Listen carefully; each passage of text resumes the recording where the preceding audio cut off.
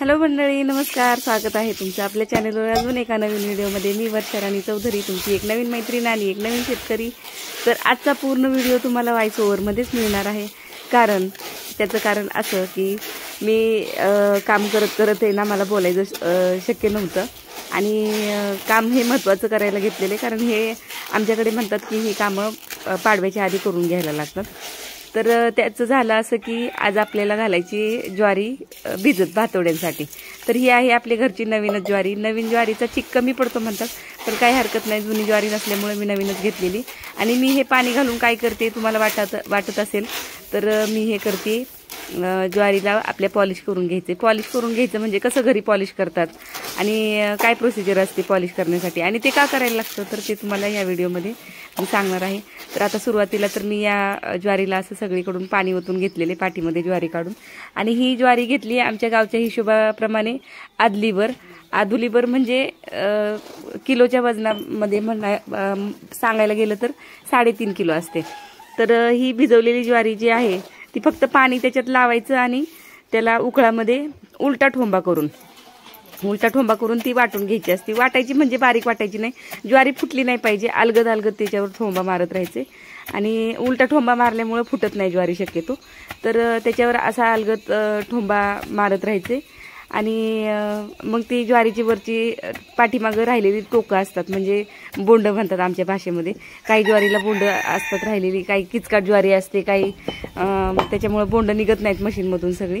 आणि काही ज्वारी काळपट असते वरून, तर त्याची सगळी ही वरची साल निघते आणि ज्वारी स्वच्छ अशी एकदम मोत्यासारखी पिवळी धम्म ज्वारी होते, म्हणजे पांढरी शुभ्र सांगायला गेलं तर ही अशी पॉलिश करतात ज्वारी. ही आहे गावची जुनी पद्धत ज्वारी पॉलिश करण्यासाठी.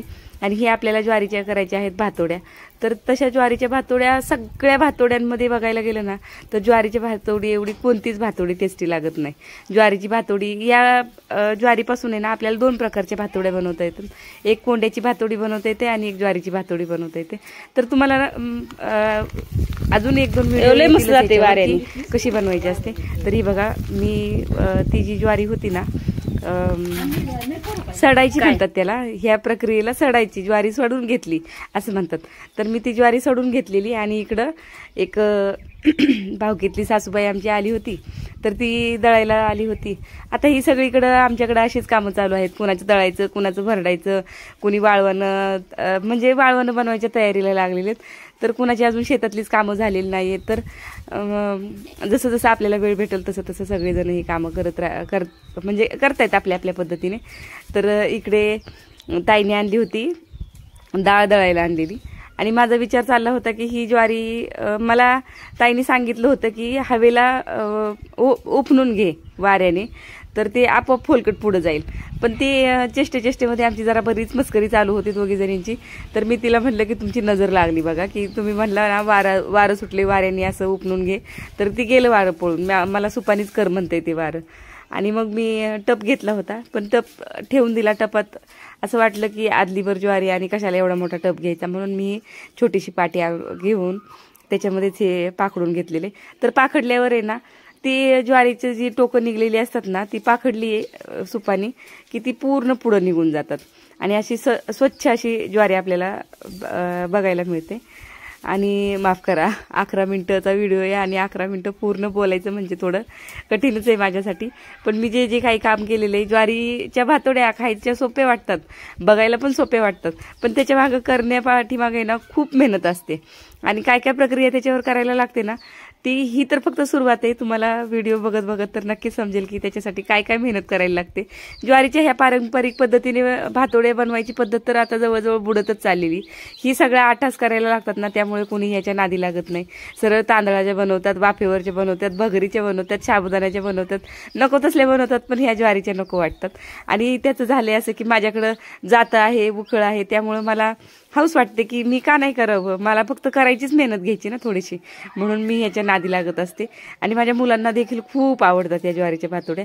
तर गप्पा मारत असंच ही सासूबाई लागते, पण आम्ही तिला ताई म्हणतो. तर ताईची चेष्टा करत थोडंसं काम पण झालं माझं आणि त्यांचं पण डाळ भरडायची झालेली. आणि ह्याच्यावर अजून हिला धुवायची 2-3 पाण्यांनी, असं अजून बरंच काही काम आहे. तर मी सगळी कामं सोडून याच तयारीला लागलेली. आणि कारण हे मला पाण्यात भिजत घालून ठेवायचे, पाडव्याच्या आधी माझ्या भातोड्या करून झाल्या पाहिजेत. तर आता हे उपणूनच घेते सध्याला, नंतर धुवायचं काय करायचं ते तुम्हाला बघायला भेटेलच व्हिडिओमध्ये.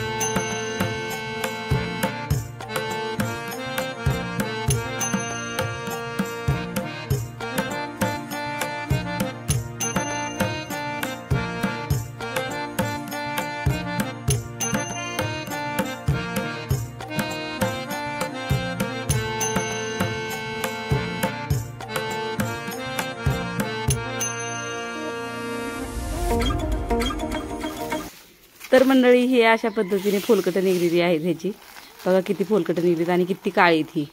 आणि आपल्याला स्वच्छ अशी छान ज्वारी भेटलेली याच्यातून. ही फोलकटं सगळी निघालेलीत. आणि जे तुम्हाला बोचके दिसत असतील ना, तर माफ करा त्या बोचक्यांबद्दल. शेतकऱ्याच्या घरांमध्ये हे तुम्हाला ठिकठिकाणी बोचके अशी बघायला मिळतातच. तर ते तुम्हाला वाटत असतील इथं गाठोडं ठेवलेले, तिथं गाठोडं ठेवलेले, पण ते शेतकऱ्याची खरं तर लक्ष्मी असते त्याच्यामध्ये. हे धान्य जेव्हा घरात येईल ना, तेव्हा शेतकरी भरून पावतो. आणि सुंदर अशी ज्वारी भेटलेली. आता आपल्याला ह्याच्यावर पुढची प्रक्रिया करायची, म्हणजे हिला स्वच्छ धुवायची आपल्याला आणि नंतर 24 तास पाण्यामध्ये हिला ठेवायची भिजत.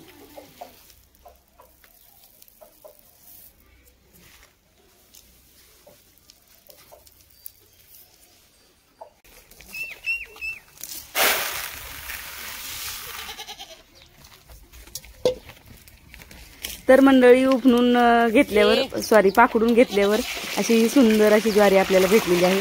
ती जी मी आता तुम्हाला टोकं दाखवली ती सगळं ज्वारीच्या वरचा कचरा होता तो निघून गेलेला आहे.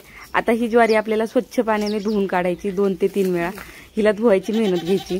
नंतर आपल्याला अशा तांदळासारख्या पांढऱ्या शुभ्र भातोड्या बघायला मिळतात ना, आणि ह्याची ती आंबवलेली चव आणि ते अप्रतिम, शब्दात न सांगण्यासारखं याचं हे सांगू शकत नाही. ती मी जे काही चव येते ना, ती मी तुम्हाला अजिबात शब्दात सांगू शकत नाही.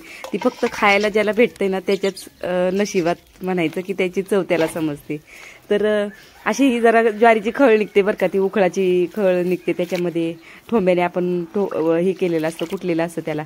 पण ती एक कला आहे, तिला सडायचं म्हणतात ज्वारी. आणि ती इतकी छान कला आहे ना ती, की ज्वारी तर फुटून द्यायची नाही. कुटायचं तर खरं, पण ज्वारी फुटून द्यायची नाही, फक्त त्याची सालपटं काढायची. तर आता शहरांमध्ये पॉलिश करण्यासाठी तांदूळ पॉलिश करायला, ज्वारी पॉलिश करायला मशीन आलेले आहेत. पण ही जुनी लोक जी होती ना ती अशी करत होती. आणि ही बघा जी कुचार राहिलेली असतात ना, जी आपल्याला पाकडून निघत नाहीत ना, ते अशी पाण्यात टाकलं की तरंगून वर येतात आणि ते आपोआप त्यांची टोकं सुटायला सुरुवात होते. तर खूप छान लागतात बरं का अशा ह्या भातोड्या करायच्या. तर ही फक्त पहिली स्टेप आहे त्याची. अजून दुसरी स्टेप, तिसरी स्टेप, अजून बरेच काही ह्याच्यात स्टेप आहेत. तर त्या तुम्हाला बघायला मिळतीलच. आणि मला इथं आदलीवर ज्वारी घेतलेली मी, म्हणजे 3.5 किलोच्या करायच्यात. मला सगळ्याजणी हसतात की काय हावऱ्यासारखी करायला लागते ही. मागच्या वर्षी पण मी भरपूर बनवून ठेवल्या होत्या बरं का, पण मागच्या वर्षी असं डिटेलमध्ये मी व्हिडिओ वगैरे काय बनवत बसली नव्हती.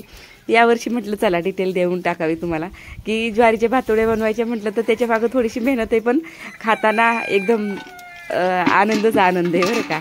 आणि माझा विचार चालला होता की ती पाटीतली ज्वारी आहे ना पाण्यातली काढून त्या छोट्या पाटीमध्ये परत एकदा घ्यावी. पण त्याचं झालं असं की ती टोकं जसं जसं पाणी होतं ना तसं तसं त्याची जी बोंड राहिली होती ना ती वर तरंगून येत होती, म्हणजे टोकं त्याची तरंगून येत होती. मग मला असं वाटलं की मी ज्वारी उचलून घेणार हातात पाण्यातून, तर ती परत त्या ज्वारीतच येणार ती बोंड. मग त्यामुळं मी बादली घेतली आणि त्या बादलीमध्ये हे पाणी सरळ नितळून काढलं. म्हणजे ती बोंड जी आहेत, म्हणजे जी कुचकी ज्वारी असते किंवा बोंड निघलेली असतात, त्याची काही सालपुटं असतात, ती सगळी पाण्याबरोबर हलकी हलकी वाहून जाते आणि ही चांगली आपल्याला ज्वारी भेटते. तर असं जवळजवळ 2-3 पाण्याने, 2-3 कसलं खूपच पाण्याने, जोपर्यंत मला स्वच्छ पाणी मिळत नाही तोपर्यंत मी याला धुवून घेतलेलं आहे बघा.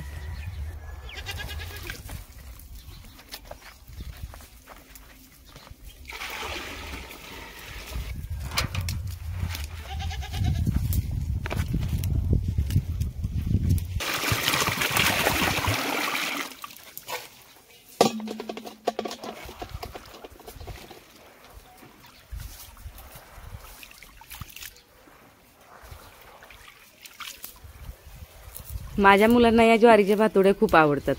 ज्वारीच्या भातोड्या आवडतात, पण ह्याच्यातून जो कोंडा निघालेला असतो ना, त्या कोंड्याच्या भातोड्या अजिबात आवडत नाहीत. कोंड्याच्या भातोड्या ज्या आवडतात ना, त्या फक्त म्हाताऱ्या माणसांना. आमचे सासरे, माझ्या सासूबाई, माझी आजी, त्यांना सगळ्यांना एवढा छंद ना कोंड्याच्या भातोड्यांचा. कोंडा म्हणजे काय असतो, जी ज्वारीच्या वरचा कोंडा निघालेला असतो, जे मी आता काढलेलं फोलकट, किंवा ह्याच्यानंतर अजून जे ह्याला जातेवर दळायला पण लागतं बरं का बारीक, तर त्याच्यातून निघालेला जो कोंडा असतो, तो सगळा कोंडा जो आहे ना, त्याला म्हणतात, त्याच्या पण भातोड्या बनवल्या जातात. तर ही बघा आता पूर्ण ज्वारी अशी धुवून काढलेली. आणि तुम्ही म्हणाल भरणीमध्ये का भरते, तर भरणीमध्ये भरण्याचं कारण असं की मी आजच भांडी पण घासायला काढलेली आहेत मांडणीवरची, डबा माझ्याकडे शिल्लक नव्हता. तर बघा किती स्वच्छ आणि सुंदर आपल्याला पाणी निघलेलं आहे ज्वारीतून. आणि ज्वारी काय फुगवायची नसते पाण्यामध्ये, आपल्याला फक्त 1 रात्र आणि 1 दिवस 24 तास म्हणजे भिजवायची असते ही ज्वारी.